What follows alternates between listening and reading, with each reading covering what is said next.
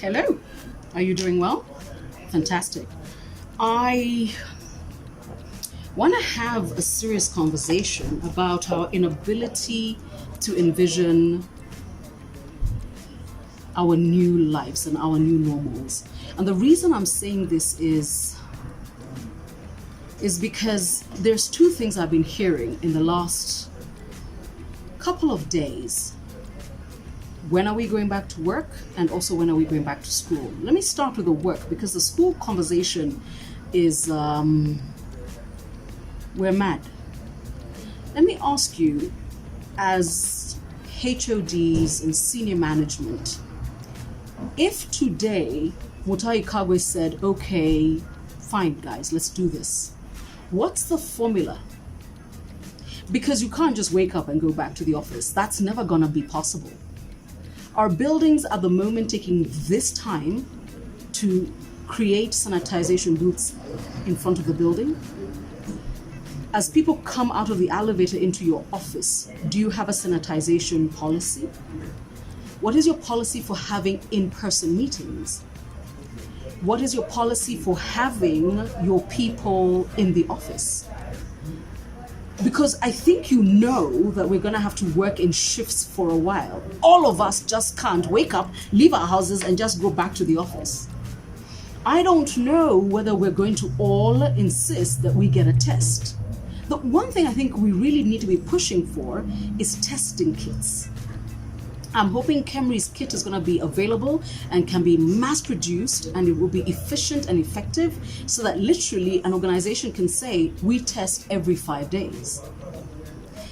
Because this idea that tuneza toka home and we just go back and everything goes back to the way it was is a lie.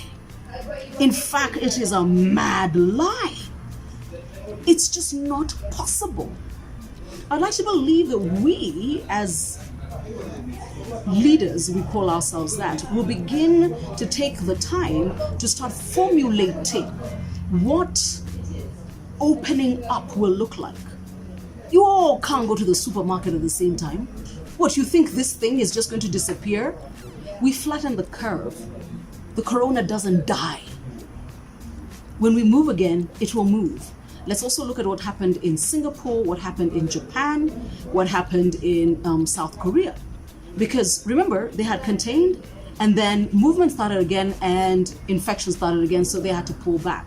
What have we learned from that, and what does return to anything look like? Return to the office, return to the restaurant, return to the supermarket, return to the doctors. What does that look like?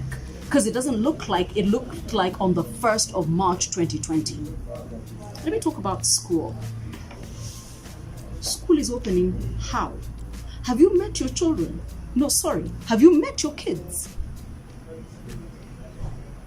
I would like to believe that Makoha, and I don't know him in his wisdom, is probably looking at you guys cross-eyed, wondering, do you understand that maybe with children under the age of 10, we are not ready? Anybody with children under the age of 10 will tell you, without a doubt, in January when they go back to school, flu season is on. Wanambukizana, what?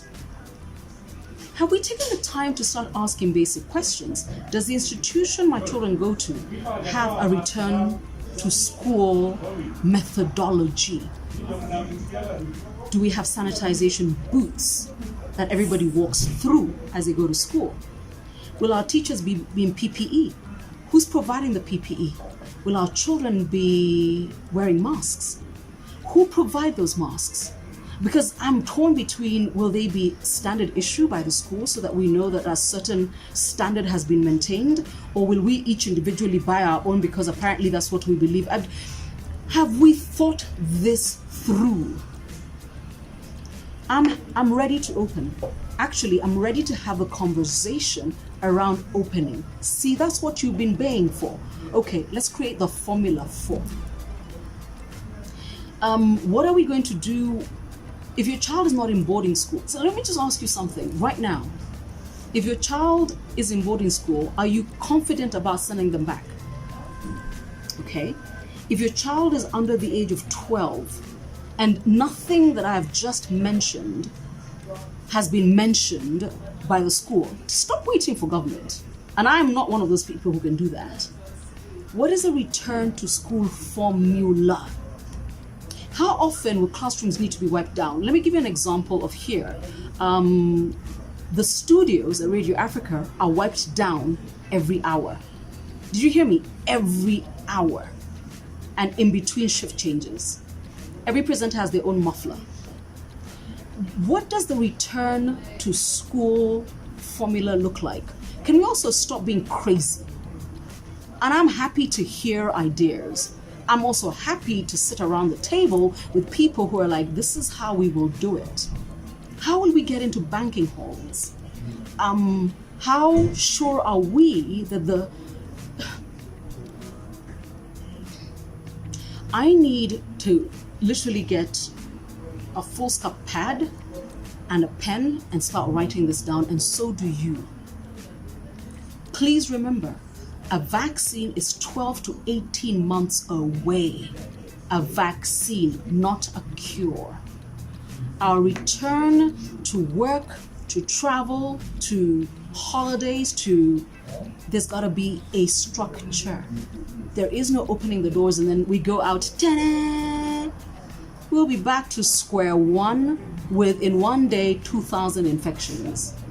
Speaking of infections, Nasiko Baya, can we please close the Somali border and also close the Tanzania border? No, quickly. Just saying. Please. And also, fellow Kenyans, you who take bribes to let in terrorists, could you also not take bribes to let in Corona? Please. But can we begin to talk about the return to normal formula? Because there's no normal. I said this on one of my Chronicles probably 3 videos ago. There is no such thing as normal. There's a new normal, but there is no such thing as normal. But do you want to open schools? Have you met your children? There isn't enough Scott's emulsion and cod liver oil to contain what they will do. Stop it. Stop talking like that and start thinking about the process. Stay safe, sanitize, stay home, and let's start thinking about the formula. I'm tired thinking about it.